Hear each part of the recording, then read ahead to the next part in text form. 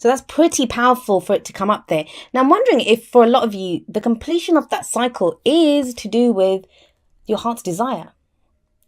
Sorry, there's a glare right in the middle of that. Is that better? God, I'll spend forever fiddling around with these cards. We have the Nine of Cups coming up with the heart. So this is the wish card, right? This is your heart's desire. This is having more than enough. I always see it as a card of manifestation too. So if it's at the heart of your reading, this is going to mean two things. Well, one of two things, which is firstly that, you are very clear now on what your heart's desire is. For some of you, you've achieved it. That the world card, you might see the end of this month brings you your heart's desire, brings you your wish. And that's why that cycle's completed, right? Because when we're working on something, when we're moving through a cycle, it's because we have a goal at the end. We have something that we want to achieve. There's a dream, there's a goal, there's a wish that we're working on. And once we have that cycle completes. But we're human beings. It's not like we just get what we want and then we're happy forever. No, not quite. We get our heart's desire and then we want new things. And that's great. That's what being human is. But with that card coming up at the heart of your reading, so for some of you, you're going to, it's at the heart. So you're very close to this. You're close to achieving your heart's desire. That could be what the whole of the end of October is about. For others of you, it could be changing. With that cycle completing, that cycle might complete because, you've decided that that's not even what I want anymore. That's not my wish. And this can be to do with work, romance, any area of your life. I mean, there's so many major arcana cards here, but there's 6 cards and 4 of them are major arcana. So there's a lot changing and a lot shifting at the end of October for you, Aquarius. But whether you achieve your wish or whether, you just decide that that's not my wish anymore. Oh my God, I hope it's not the case for some of you where you actually get your wish and then decide that it's no longer what you want. That could happen too. It's going to play out differently for every single person. But what we can say is that there is a completion here. Now, the world, it's the final card of the major arcana, right? The card that comes before it is judgment. And you have that as a past energy. I actually love this card. It's the card for Pluto. So if the world is Saturn, karma, success for the work that you've put in. Judgment, it's a card of transformation, of change. I mean, both of them are. They're both cards of change. But this one's different. We talk about judgment card and we talk about transformation, renewal, rebirth, second chances. And they all sound really lovely. Like, the phoenix rising up from the ashes. It sounds great. And I said this to Taurus last time because I think they got this as an underlying energy. But the thing with the judgment card is that it takes a lot to get you to that place of transformation. It's not an easy energy. Think about it. If the phoenix is rising up from the ashes, it's rising up from the ashes because it got burnt. It got burnt to ash first. Then that's why it was able to be reborn and fly out of there. So, and if you have a look at these people, they're rising up from their graves. Yeah, rebirth. They're changed. They're getting a second chance at life. But they had to die first. So, there is a sense of when the judgment card comes out, what gets us to that place of transformation is if you're not, and it's something that I've said this to a lot of people that, when they get judgment card, if you're not at that point where you think, I cannot take anymore, like I can't take anymore, then the judgment card or Pluto is not done doing what has to be done here now. There's still more change that has to come. And it's a brutal energy. And I think, we downplay it, we make it sound nice because the end result is nice. It's wonderful. We get to transform, we get to change, we come to this great place of realization where we can draw a line under the past, we can move forward, we can face our futures without fear. But something has to have gotten us there, and that's kind of what this is talking about. I always see it as a review, like a judgment is called for. That's why it's called a judgment card.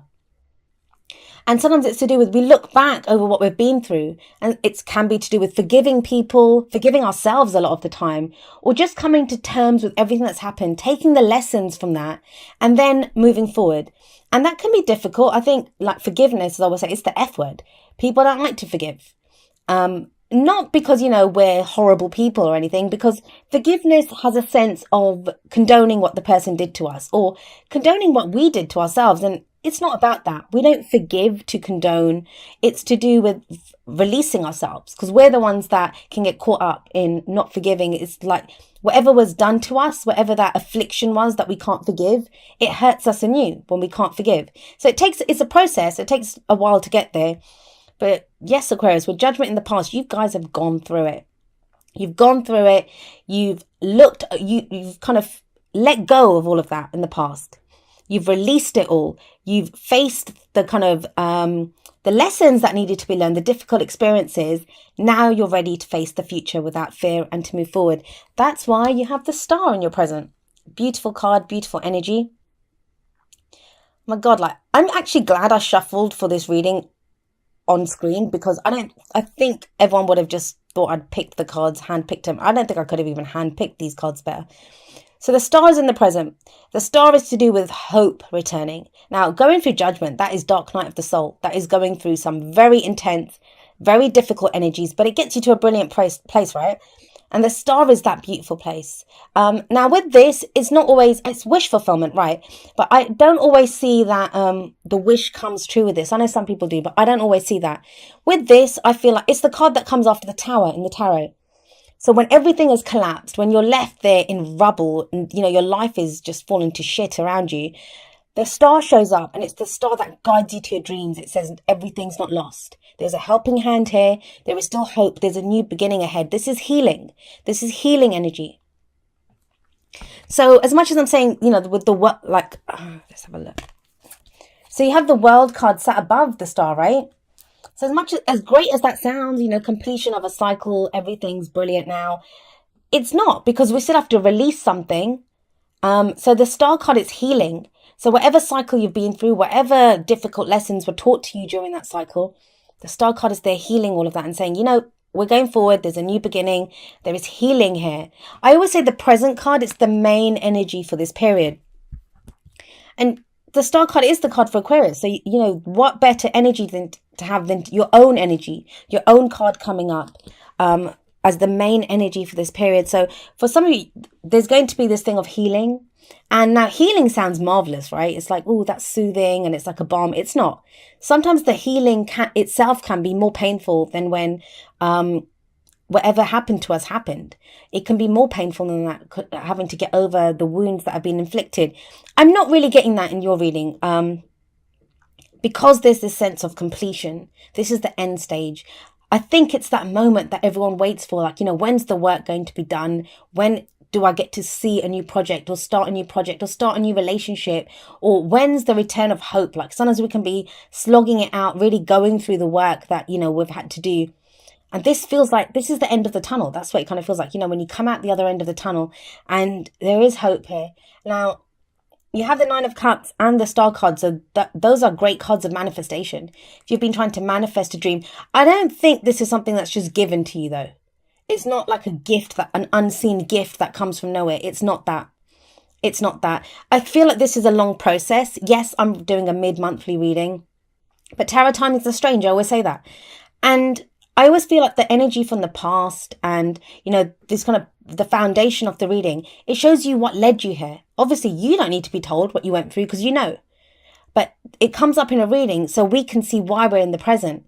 And it's the contrast. It's the contrast between judgment and the star, which is really saying to me that this is that place, Aquarius. This is that place that, you know, and I have an Aquarius sun, so I know that we've been working towards, that we've been that kind of fabled kind of place that, you know, when is this going to end?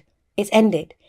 The judgment card shows that. The world card shows that. Yes, you're in that transitional phase. It can feel like no man's land when you're in between the past and, you know, just kind of headed towards your future. But the hope is there now. The hope has returned. There is guidance now. Even if you might have thought that this wish is, you might have given up on your wish. You might have given up on your dreams.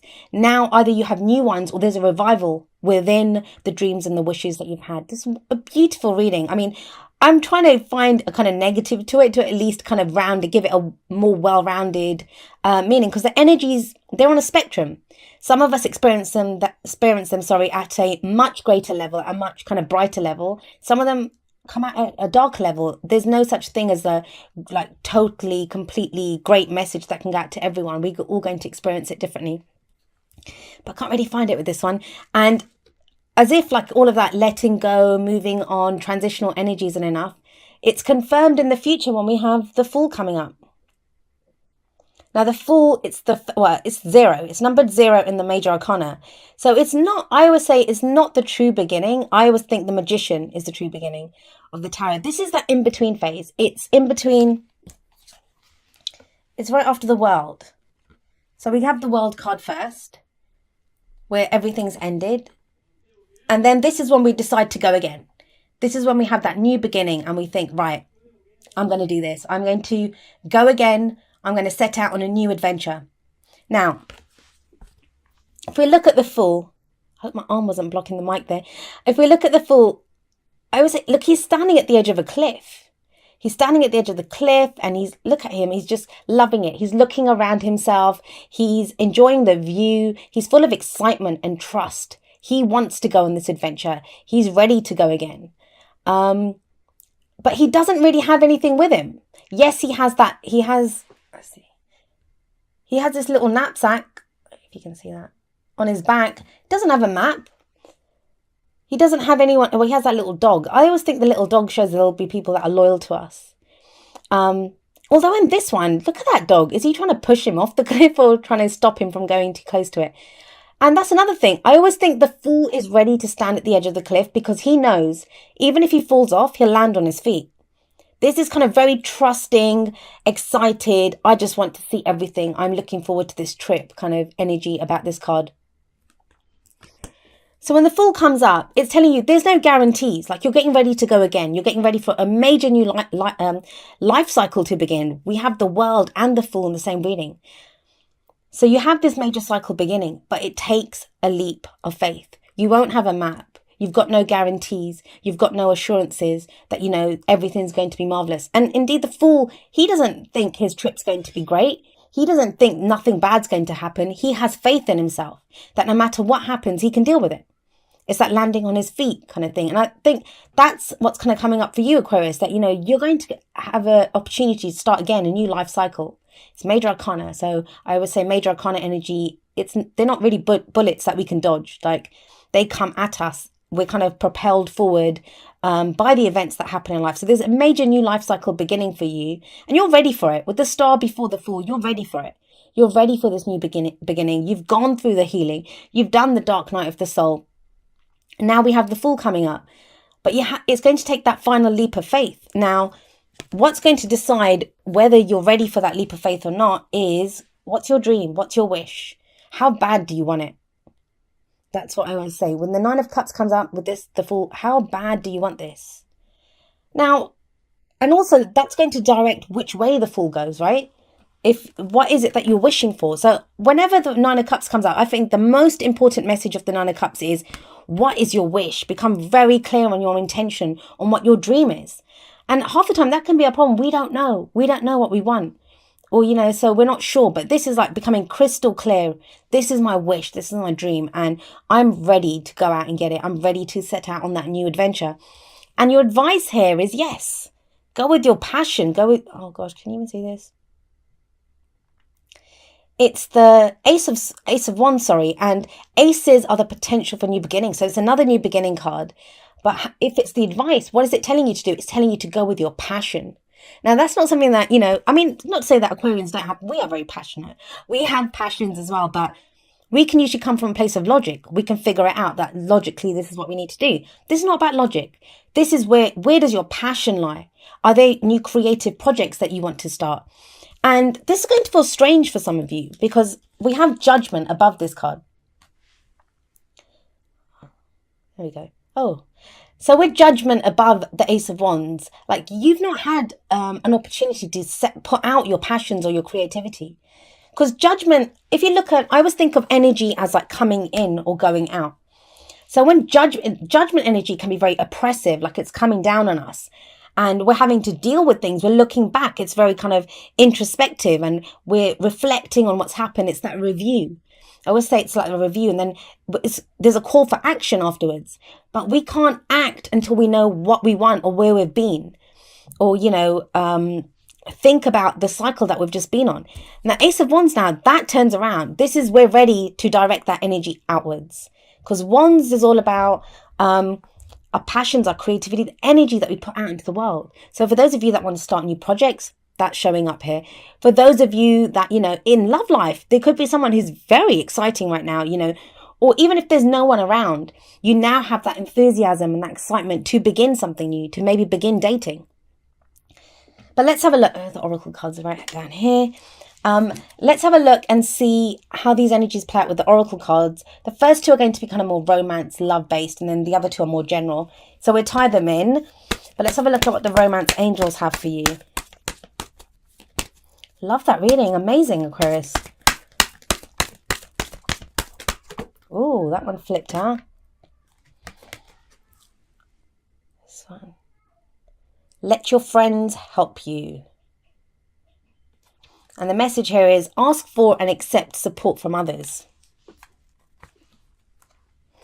Now, Aquarius, you are always there for your friends, right? You're very loyal. Your friendships are very important to you. There's nothing that came up. The whole of the reading, it's very, very personal. It is very personal.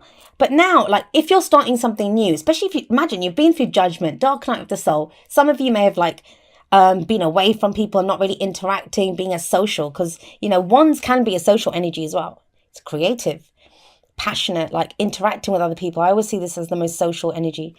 Cups can be as well, but that's at a more emotional level. Wands is more interacting with people, I think, because it's action. So let your friends help you. It's saying that, if you want to get back out there and you haven't done it for a while now, maybe ask your friends, especially if you're trying to date. Sometimes, our friends know us better than we know ourselves, and they might have someone in mind who would be good for us. If you're in a relationship and, then that doesn't really count because you don't want to hook up with someone else. But if you're in a relationship, and this could just be talking to your friends. Sometimes it's good. How do you dream? Yes, you can lie in bed and dream up something, but sometimes talking about your dreams with friends helps as well. So what kind of person do you want? If you're interested in someone, get your friends to kind of understand that, this is the person I want. Do you think that person will be good for me? And they'll tell you the truth. If you've got good friends, they'll tell you the truth. All right, let's see what we have from... Oh, okay. Oh, and this says, consider your foundation. You are being asked to look at how committed you are to love. That's that 9 of Cups. What is your dream here? What do you want? You have a solid foundation. Like, I'm not going to even doubt that. With judgment coming up as a past energy, the foundation of the reading, and the star, which I feel like this is the end of that healing phase. The final healing is coming in. It's a very spiritual card as well, the star. So, you might have a new spiritual practice that you've started, or just a different meaning. Like you see things in a different light. I know that happened to me in a lot of ways over the past year, 2 years, but it can be that kind of energy of looking at things in a different way, having a new kind of spiritual meaning for things. And all of this stuff that you've been through, and we've been complaining since last year, that things are tough, or the experiences, every experience that you've had, that's judgment. It's built this solid foundation now that you have. And that's why you're able to build on that and to push off and go into this new cycle and start something new.